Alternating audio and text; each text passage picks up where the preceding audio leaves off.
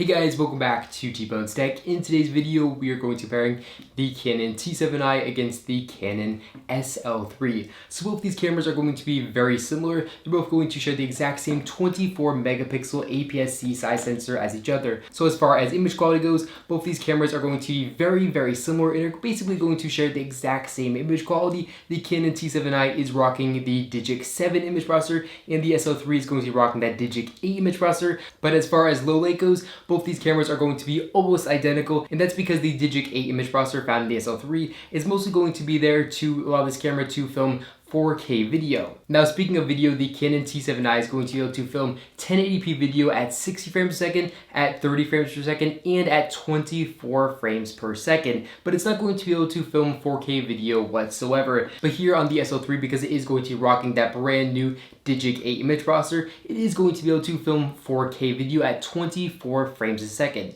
Now it can also film 1080p at 60 frames per second and at 30, but it's not going to be able to film 1080p at 24 frames per second. So if you're looking to shoot 1080p video at 24 frames a second, the Canon T7i is definitely the camera for you. Or if you want to shoot 4K video, you're probably going to want to pick up the Canon SL3. But if you're just planning on filming 1080p video at 60 frames per second or 30 frames per second, both these cameras are going to be basically identical. Now as far as autofocusing systems go, the Canon T7i for video is going to have Canon's dual pixel AF at 60 or 30 frames per second at 1080p, and the Canon SL2 is also going to feature Canon's dual pixel AF, which is a absolutely fantastic tracking system, which is going to track different faces and also going to be really good for pulling focus. It's just a very good system, and it's going to be available here on the Canon SL3. However, when filming 4K video, it's going to switch to Canon's Contrast Detect AF, which is going to be nearly as good as the dual pixel AF found when shooting 1080p on both these two cameras. So it is going to be definitely a very big downside.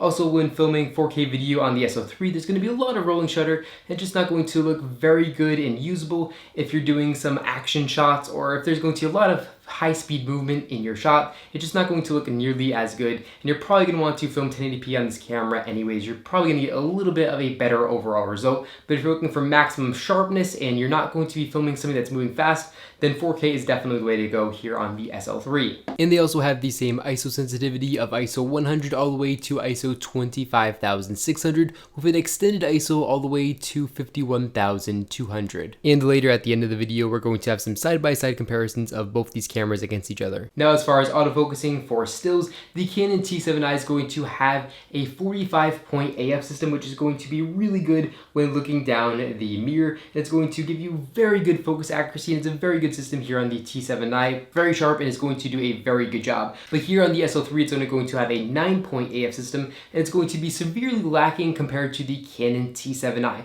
So if you're doing a lot of focusing when looking down the mirror on either one of these cameras, you're probably going to want to pick up the Canon T7i. It's going to overall be a lot better than the system found here on the Canon SL3. But if you mostly manual focus, or if you focus using the touchscreen here on either one of these cameras, you're going to expect the same results on both these cameras. There's not going to be any difference right there. So the only difference here is going to be when actually looking down the viewfinder, the amount of autofocusing points on these two cameras. And again, the T7i is going to be a lot better if that's what you're planning on doing with these cameras. As far as sports photography goes, the Canon T7i is going to be able to shoot 6 frames per second, which is going to be pretty decent for sports. Definitely nothing professional, but definitely going to be very good. And here on the Canon SL3, we're actually only going to get 5 frames per second.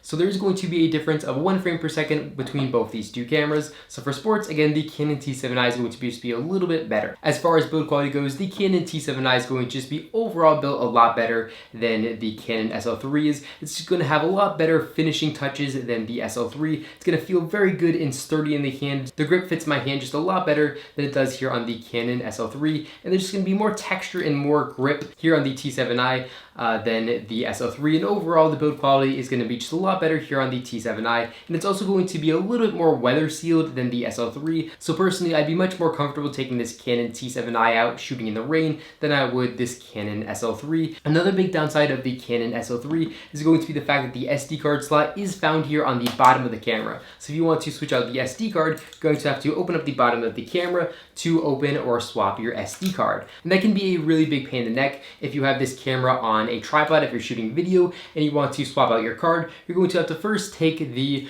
tripod plate off, and then only then will you be able to access your SD card slot. But here on the Canon T7i, the SD card slot is going to be located right here on the side, and that's exactly where it belongs. So you can easily switch out your SD card, even if your camera is going to be on a tripod, and that is a big pro for me because I'm filming video all the time, and I almost all the time have a tripod plate mounted to all my cameras. It is really helpful and handy to have your SD card slot here on the side, but it's definitely not a deal breaker, but definitely something to note. Both the two cameras have 3.5mm microphone inputs, so you can actually attach a shotgun microphone to either one of these cameras to get external audio, which is going to sound a lot better than the built-in microphones on these two cameras. They're also both going to have a wire shutter release. They're also going to have USB and HDMI, but if you're planning on actually getting a clean HDMI output for video or for streaming or something like that, and you want a clean HDMI video out, you're definitely going to want to pick up the Canon SL3 because it does have a clean HDMI 1080p video output, which is really going to separate this camera from the T7i if you're planning on using this for streaming. The Canon T7i is going to have support for manual flashes, so it's going to be able to just fire off manual flashes, super easy and super simple, but unfortunately the Canon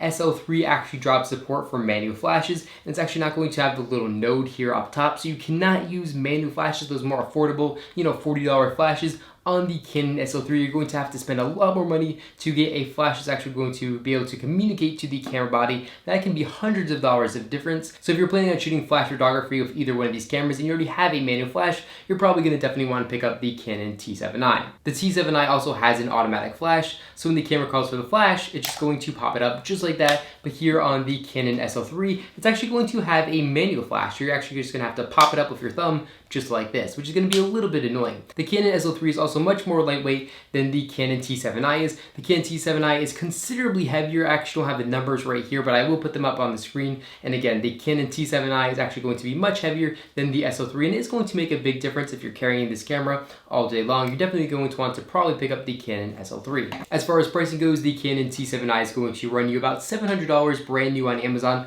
with the kit 18 to 55mm lens, and both these cameras do share the exact same 18 to 55mm kit lens, so there's not going to be a lens difference in the kits of both these cameras. And the price of the Canon SL3 with the 18 to 55mm kit is going to run you $650. So there's actually only going to be $50 in between these two cameras. Originally, the Canon T7i actually costs $900, but it's been out for about 2 years now, so the price has gone all the way down to about $700 with the lens. But for current pricing and availability, I have links to both these cameras in the description down below where you guys can get the most current and updated price on Amazon. Okay, so now it's time for the fun pixel peeping part of today's video, and the picture here to the left was shot with the Canon SL3, and the picture here to the right was shot with the Canon T7i, and both these pictures were shot using the exact same settings and the exact same focal length. So I tried to line up these pictures as best as I possibly could. So if they're a little bit off, don't judge too much, but I try to get as good as possible. So this first picture here was shot at ISO 100, and we used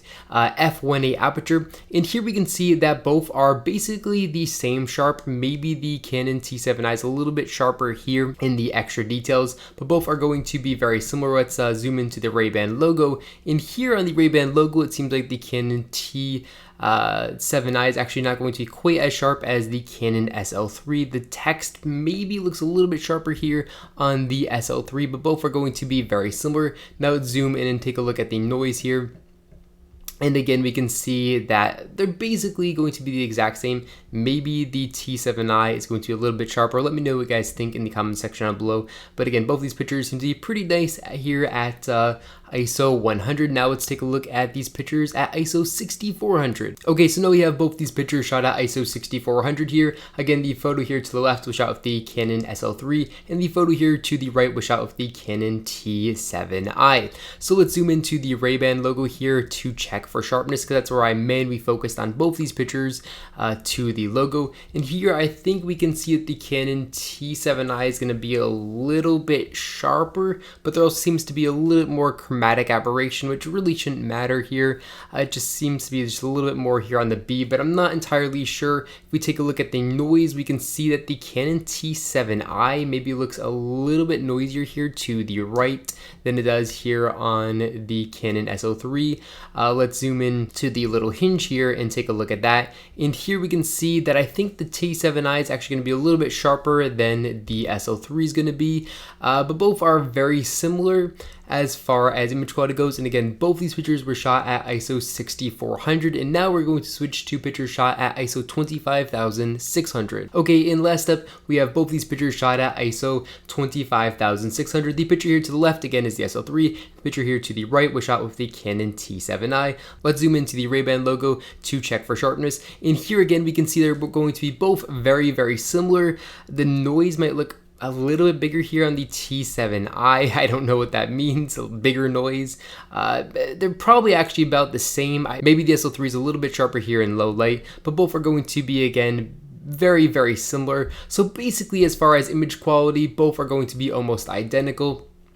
In low light, in a lot of light, both are going to be very, very similar, and there's really not going to be a difference. There could be tons of factors. I could have moved the camera a little bit more on either one of these pictures, so it's really hard to tell the difference, but again, both have the exact same sensor. So if you're looking for which one has a better image quality, both of them, they're going to be the exact same. So there's not going to be a big difference as far as overall image quality between either one of these cameras. But that's all I got for you guys in this video. If you enjoyed it, make sure to give me a big thumbs up down below. And of course, make sure that subscribe button so you don't miss any videos that I release just like this one to my YouTube channel. But that's all I got for you guys in this video. Thank you all so much for watching, and I'll catch you all in your next one.